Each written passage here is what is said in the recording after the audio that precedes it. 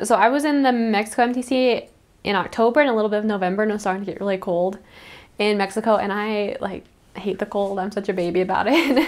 And so I was really excited to go to Honduras because it's really tropical, and I got there and it was like 90 degrees and it was wonderful.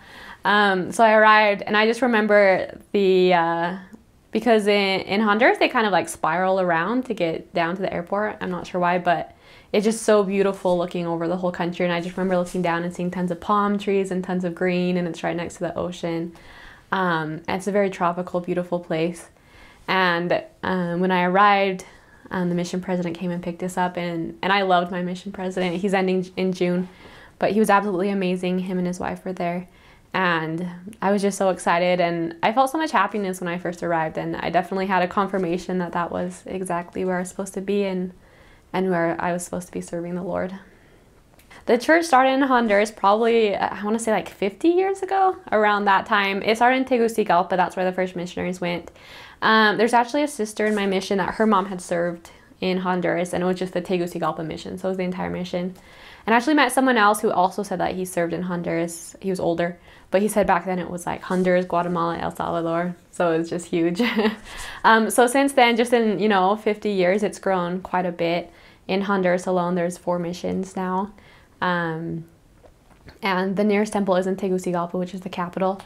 So my mission, and when I got there, they had just split the mission San Pedro Sula, the west and the east.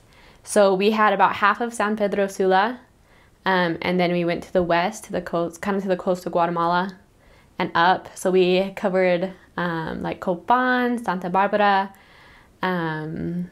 Puerto Cortez. So we just took that strip along the side on the west. So it was a good mixture of, we had the ruins there, which everybody wants to go to. You had some beach, and then there was like a little bit of mountainous area as well. So I feel like it was the best mission because we had the best of everything. When I first got there, there were probably like half and half of like North American sisters and Latina sisters. By the time I was ending, there were definitely a lot more Latina sisters. I'm not sure why that is, but that's kind of what was happening. I know there was one North American sister that came a transfer after me, and then after that we didn't get another North American sister for probably 10 or 11 months. And the elders wise, I think they had, I want to say about half and half Latino, half from North America. We had, a bunch from Central America, from El Salvador, Guatemala. I had 2 companions from Guatemala, and then I had probably 3 companions from North America, and then like 4 Latina companions. So it was a good variety, and you'll learn to love everybody because everybody brings kind of a different outlook on the mission, a different viewpoint, and it's really fun to get to know different people from different countries and see what they're like and see what their country's like, and they'll make you food sometimes, which is extra fun because then you get to experience food from their country, and they'll talk to you about where they're from. So I really enjoyed it. I started my mission in Santa Rosa de Copan. That's about 2 hours away from the ruins. In there, I was in a little branch of about probably 100 people on a good day, 60 people on a bad day. And it was great. That area is working to become a stake. They're having progress little by little, and it's an amazing area. So I actually had a weird thing. So I started out in Santa Rosa. I was only there for 1 transfer, and then I got switched out. Then I went to my second area, Campana, which is by the beach, and it's a really beautiful area. And I love the area there. That was a ward. It was quite a bit bigger. And then after that, I actually asked my mission president if I could go back to Santa Rosa because I had only had 1 transfer there. And it was great because he let me. I think I was the only one ever who got to go back to an area. So I went back to Santa Rosa for 3 more transfers. And there I saw so much growth, and it was amazing. And then after that, I went to El Bosque, which was also a branch. And that was it was Fezitran Stake, but it was pretty close to San Pedro Sula.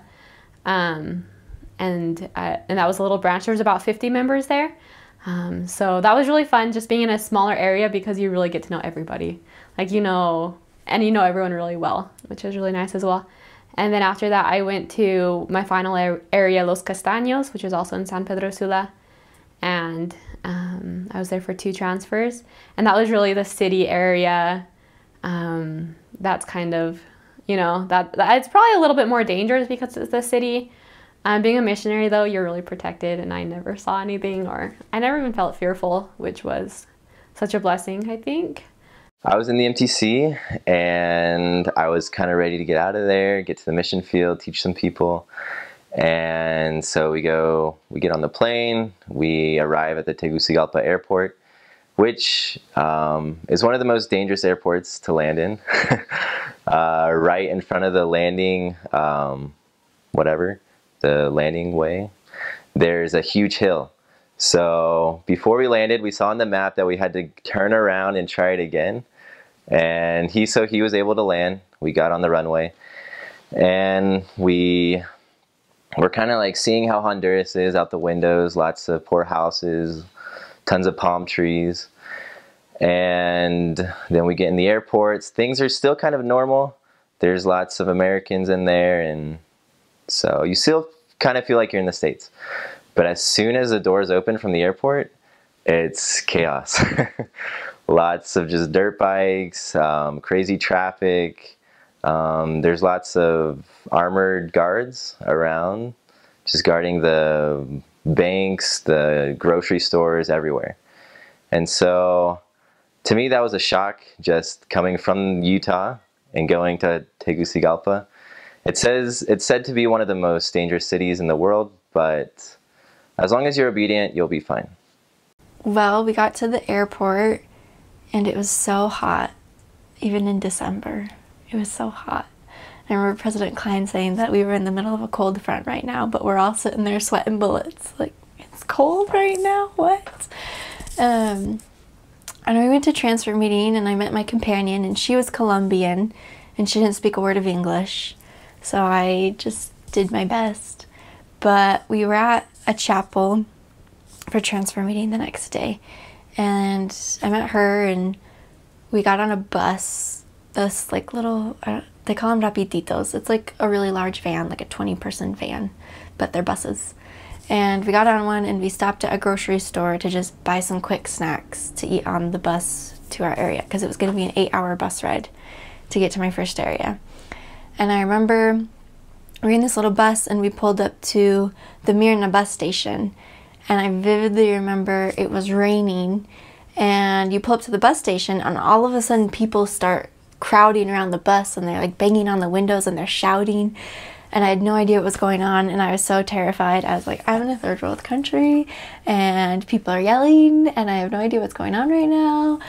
And then after a while, you just get used to it, because they're actually selling things. Like, you just open the window and you give them the cash, and they'll give you a bottle of water or some fruit or like some desserts, whatever it is they're selling. And so that took some getting used to. But I got off the bus, and I just remember standing there in the rain, and it was muddy, like it wasn't paved. And I remember worrying about my bags getting muddy, just waiting for the bus to come. So I got on the bus and went home, and it's just different. Like, you see on the District those videos, and they have like a nice kitchen, and they have like couches and a telephone, and we don't have any of that in Honduras. Our kitchen's like a mini fridge, a sink that may or may not have running water in it, and a hot plate. And then the living room just has like one table with 2 chairs in it. And so it's just very simple. And it took some getting used to. Like, my first month of Honduras was probably the hardest month of my whole mission. Getting used to the food and just the culture and the cleanliness. Like, it's just not the same. Like, there was an anthill growing on my desk, so I was just like smashing ants all the time while I studied. And I got used to eating beans every day. I was sick for like a month, just trying to adjust to all the food and everything. So it was kind of stressful. Sometimes I wished I could like get sick. Not sick enough that I had to go home, but sick enough that they had to reassign me somewhere in America. But once you got used to it, it was all good.